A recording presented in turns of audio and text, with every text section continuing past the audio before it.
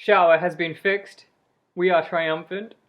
Sometimes people are like, oh, if you had like a time machine, what time period would you like to go back to? Or like, which century would you like to live in? And the answer is the century with running water and sanitation. I love running water and sanitation. We should all be grateful for it.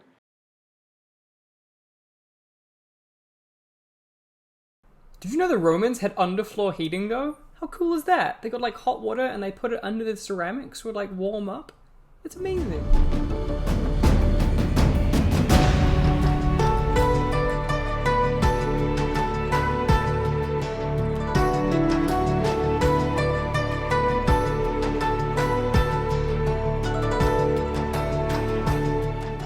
If you get that music reference, you basically just get an 8 for the course right now and can stop everything that you're doing. Anyway, Plato's Republic. So last time we checked in, what happened was that Glaucon and Adeimantus had asked Socrates to go into more details about what the ideally just city was like. And there were 3 main features that came up in Book 5. The first is that women would also be educated, there'd be soldiers, and there'd be rulers as well.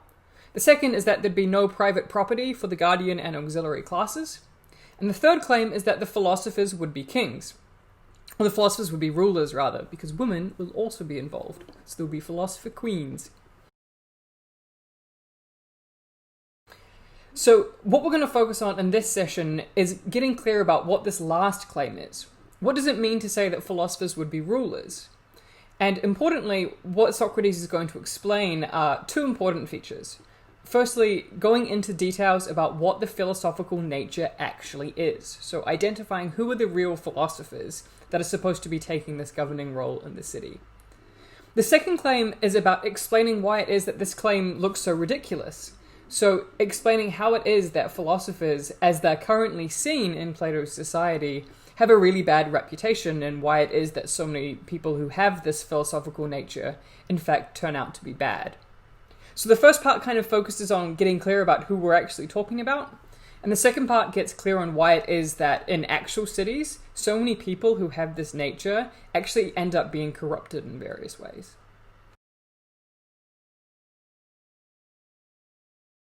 So the first thing to point out is that when Socrates says that philosophers should be rulers, it's actually not at all clear who he's talking about. Philosopher wasn't a thing when Plato was writing, and in a lot of ways Plato is really defining the concept of philosopher for himself. And you can kind of get a sense for the weirdness of this claim if you remember that in Greek, philosopher just means lover of wisdom. So imagine if someone were to say to you, you know, the person who I think you should vote for president is a lover of wisdom. It's like, I mean, okay, but like, who's that? So what Socrates then goes on to do is to explain what he means by a philosopher. And interestingly, it turns out that if you look really closely at the criteria he gives, certainly I don't meet this criteria. It's not even clear whether Plato meets the criteria or whether anybody who's educated outside of the ideal city really meets this standard of what a philosopher truly is. So the reason I'm stressing this is just to kind of get clear on something that I think a lot of people are confused about. So when Plato is saying that philosophers should be rulers, he's not saying that I should be president or that I should be king. He's saying that people who do the best in the education system in the ideal city, the people who make it to the very, very pinnacle of that society and moral development, they're the ones who should be in charge of the city. So let's look now at some of the qualities that these people are said to have, and we'll get a better idea of what Plato really means when he says that philosophers should be rulers. The core of the concept that Plato is getting at when he's talking about the philosopher really has 2 parts. The first part is that the philosopher has the best moral character. They have complete virtue, namely they're the best person that's possible for a human being to be. The second component is that they have a certain kind of knowledge.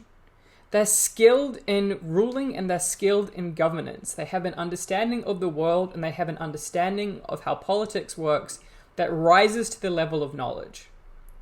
In that sense, when you think about these 2 things together, the philosopher is going to be motivated and oriented towards promoting the good of the city. They think about other people and they think about the concerns of justice, and they're motivated to rule well. But they also have the practical know-how.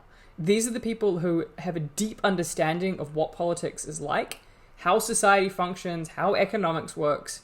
And so not only are they motivated well, but they have the knowledge that's going to enable them to rule effectively. So they have this moral component, they're oriented correctly towards the good of the citizens, and they have this kind of intellectual knowledge component. They in fact know what produces good results in a city. If you read through Book 6 of the Republic really carefully, you'll notice that Plato at a number of points flags various features that he takes to be indicative of the philosophical nature, namely the kinds of traits that a person who's likely to go on to be a philosopher, or who could go on to be a philosopher, is going to have. So here are some of these features. They're said to be a lover of learning and wisdom. They're said to be entirely without falsehood themselves and to hate falsehoods. They're said to be not at all a money lover. They're not petty, but are always reaching to grasp everything that's both divine and human as a whole. They don't consider death to be a terrible thing. They're not said to be slavish or boasters or cowards. They are just and gentle from youth onwards, and they're not savage or hard to associate with. They're quick learners, they have a good memory, and they're by nature measured, musical, and graceful.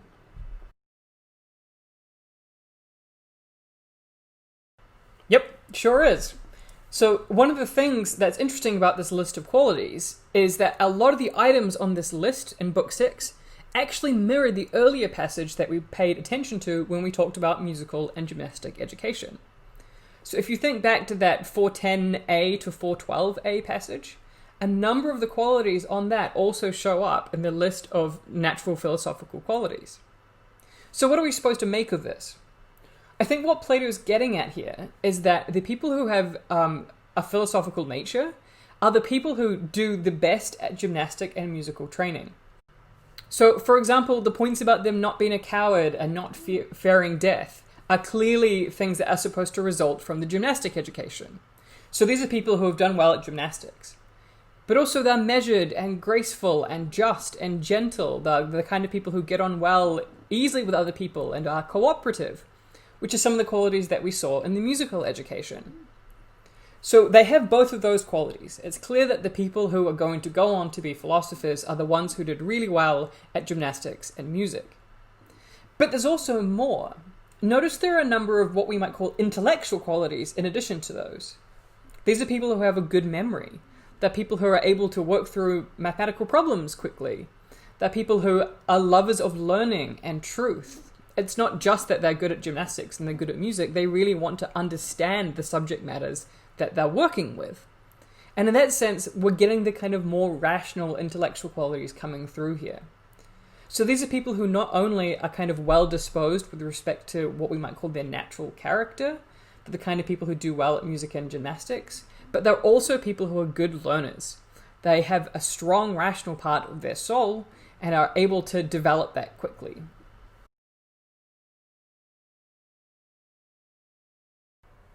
Yeah, I told you, Plato wants you to be a really, really well-rounded person. That means every aspect of you has to be cultivated in the best way that it can.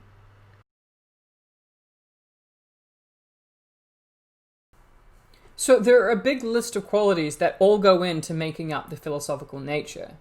But it seems like by far the most important indicator that someone has a philosophical nature is that more than anything else, they just have this overwhelming desire for truth and knowledge.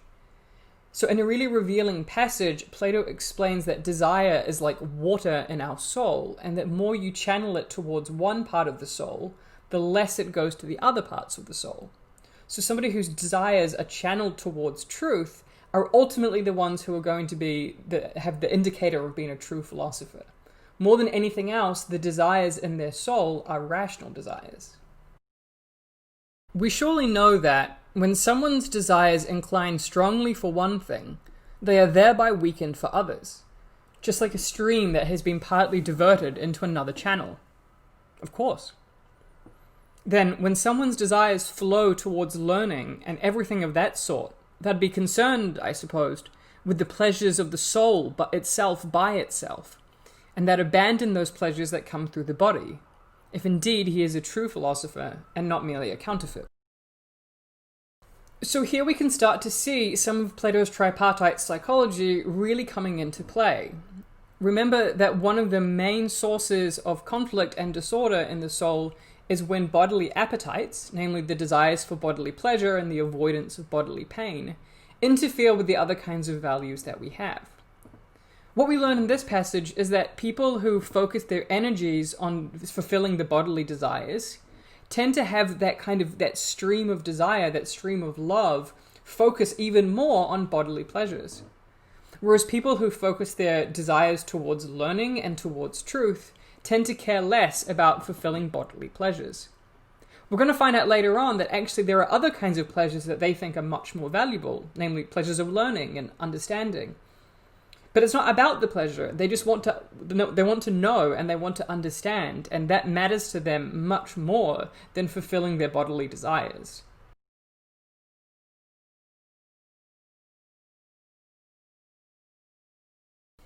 Now, at this point, something really interesting happens, which is that Socrates emphasizes that the qualities that he's just described really are kind of what we would call someone's potential. You can identify people who have a certain potential towards becoming philosophers. But it turns out that in actual society, most people who have these qualities turn out bad. People either hate them or think that they're useless. And again, the suggestion is supposed to be, well, if you're going to say that philosophers should be rulers, then you have to explain why this is at all plausible, because the people who look like the best candidates for this, we either hate them or think that they're a waste of time. So what are you going to do about that?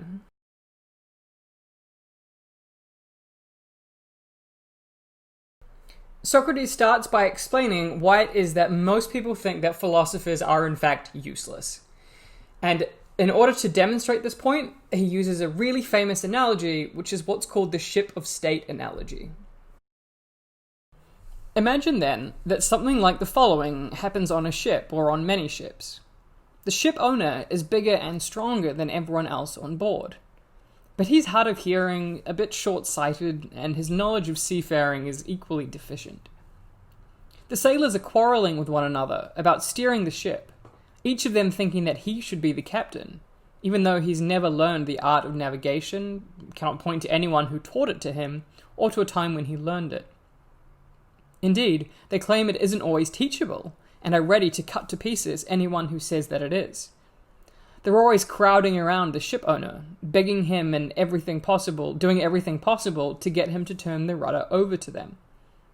And sometimes, if they don't succeed in persuading him, they execute the ones who do succeed, or throw them overboard, and then, having stupefied the noble ship owner with drugs, wine, or in some other way, they rule the ship, using up what's in it and sailing while drinking and feasting in the way that people like that are prone to do. Moreover, they call the person who's clever at persuading or forcing the ship owner to let them rule a navigator, a captain, and one who knows ships, and dismiss anyone else as useless. They don't understand that a true captain must pay attention to the seasons of the year, the sky, the stars, the winds, and all that pertains to his craft, if he's really to be a ruler of a ship. And they don't believe there is any craft that will enable him to determine how he should steer the ship, whether the others want him to or not, or any possibility of mastering this alleged craft or of practicing it at the same time as the craft of navigation. Don't you think that the true captain will be called a real stargazer, a babbler, and a good-for-nothing by those who sail in ships governed in that way, in which such things happen? In this analogy, the ship owner represents the people as a whole, namely the democratic masses. The sailors represent the people who are called the rhetoricians, or the orators, who are the kind of politicians in ancient Athens. They're the people who try to persuade the populace as a whole, and in general try to do their best to engage in politics. But there's also the ship captain, and in the analogy, the thought is the ship captain is the person who actually knows how to navigate and how to run the ship. The sailors don't have this kind of knowledge. So the point is supposed to be that from the perspective of the sailors, it looks like a lot of what the ship captain is doing looks like a waste of time. He's spending his time looking at stars, lying on the deck of the ship at night, and doing things that don't make sense to the other sailors. Now, of course, if you understand how to navigate by the stars, this activity makes perfect sense. But if you don't, it looks like the ship captain's just acting in a kind of weird way. And the sailors think, well, I can do that, or I can run the ship. How hard can it be to, you steer the wheel and it goes forward? What's the problem? Where is there any skill involved here? I can do that. So the sailors think that either there isn't a skill, or that if there is one, it must be easy and that they can do it themselves. And Plato thinks that this is a big mistake. So let's look now at how it's supposed to be an analogy with respect to politics. Plato thinks that politics is a kind of expertise. It's the kind of thing which takes a lot of training and involves a lot of knowledge. Basically, politics is hard. Now, in a time where there are political science departments and there are professional political philosophers, it can sometimes seem like there's an area of expertise. But if you look at how democratic politics works, you can run for office. Anybody can run for office who's a citizen of the United States. It's not as though they're taking exams in political science and economics before they're holding office. So in some sense, it kind of looks like that politics is a job that just anyone can do. Moreover, people who do think that, they're up to doing politics often don't understand why it is that particular people who are experts in their field spend so much time doing stuff that looks, from the outside, like a waste of time. So let's take a really easy example. Most people who are trained in economics and political science have to do a lot of statistics. They have to understand how p-values work, they have to understand how it is that you can conduct studies on complex political environments, how it is that you can handle all of these variables and actually work out what is causing particular things to happen. For example, how it is that particular immigration policies might affect the GDP of a state. In order really to understand a study like that, you have to do statistics. You have to understand how statistical models work. But from the outside, maybe your parents or your friends are looking in as you're trying to, do complex statistics, and they say, what's this got to do with how actual people live in the world? Surely this is a waste of time. What this means then is that for people who actually haven't invested the time and energy into becoming experts in something, they don't realize how much goes into it. So people in general think that politics and ruling isn't hard, anyone can do it. They think that there's no particular skill to governing, and so it doesn't require expert training and knowledge. They also think that ruling can be a really good way to get power and satisfy their own desires. So they see that there are people in positions of power who are able to kind of get what they want if they run things in a certain way. And they also get angry when experts rightly tell them the things that they don't want to do. So people might be frustrated when a political expert says, well, no, actually, you can't both increase government spending and have tax cuts. That's not how the economy works. So from this perspective, the thought's supposed to be that most people who are actual experts in politics don't seem to be recognized as experts by the general populace, and people who actually have the skill of ruling will spend a lot of time doing things that people think are a waste of time, like doing abstract statistics. Now, what Plato's going to go on to say is that philosophy actually ends up teaching people a lot of skills that they need in order to rule well. We can see a version of this in that we think there's a lot that you learn at universities, or that you'd learn in the real world, that are important to being expert or skilled politicians in the United States. You should have an understanding of your own country's history. You should have an understanding of the systemic injustices that affect various people. You should have a knowledge of how it is that democratic societies degrade in various ways and the kinds of threats that they should look out for, with a proper understanding of history. And you should understand things like liberalism. You should understand the basis of the American Constitution. These kinds of very obvious things that we think go into understanding what it is to be a politician in the United States and to be a good politician in the United States. You need to know a lot of things. Now, what's interesting is that Plato thinks that actually what philosophers are going to learn is going to be a lot of very abstract reasoning and a lot of very abstract mathematics. And next lecture, we'll try to go more into why he thinks that mathematics in particular is so important for philosophers to know. But what's important for this point is just to recognize, when you're reading things like the biographies of important American figures, and when you're reading very abstract philosophy on the foundations of liberalism, it's going to look to a lot of people like you're wasting your time. But people who are experts in politics actually understand how important these things are. But it won't look that way from the outside.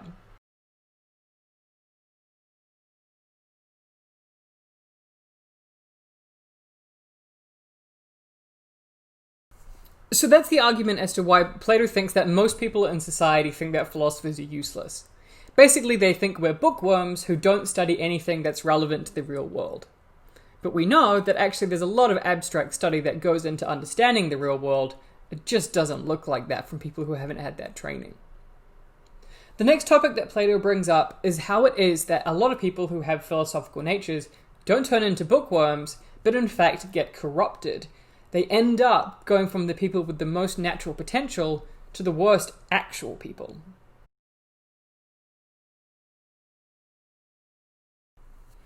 Think back to the list of the qualities that the natural philosopher was supposed to have.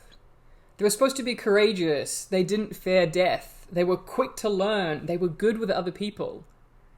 One of the things that Socrates notices in Republic 6 is that often these people end up turning out badly, basically because they get targeted by other people who want to take advantage of them and use them to further their own gains.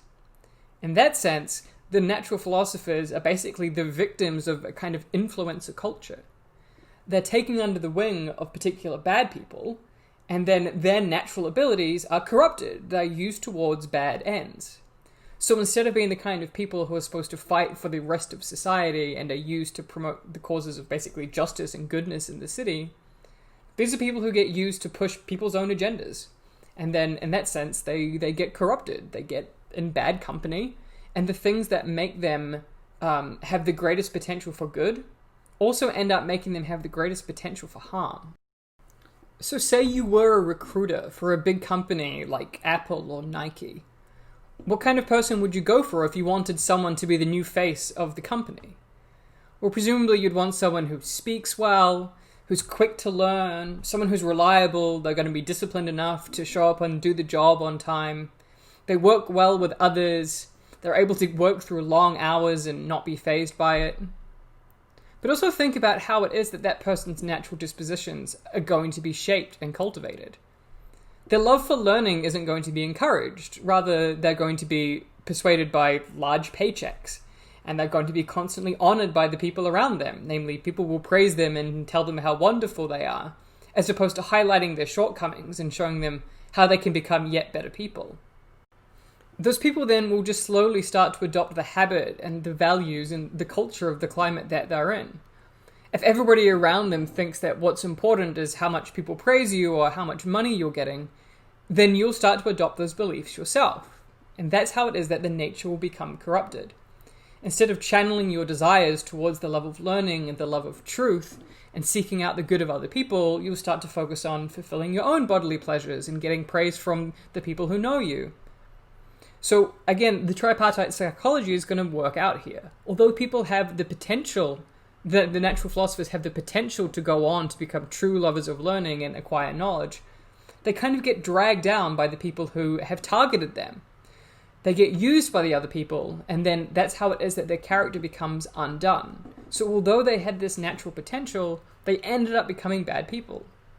So because of these concerns about how it is that otherwise naturally good people can become corrupted in a bad society, Plato makes this really interesting claim that if you kind of recognize that you're in a bad society, instead of getting involved in politics, you should just withdraw.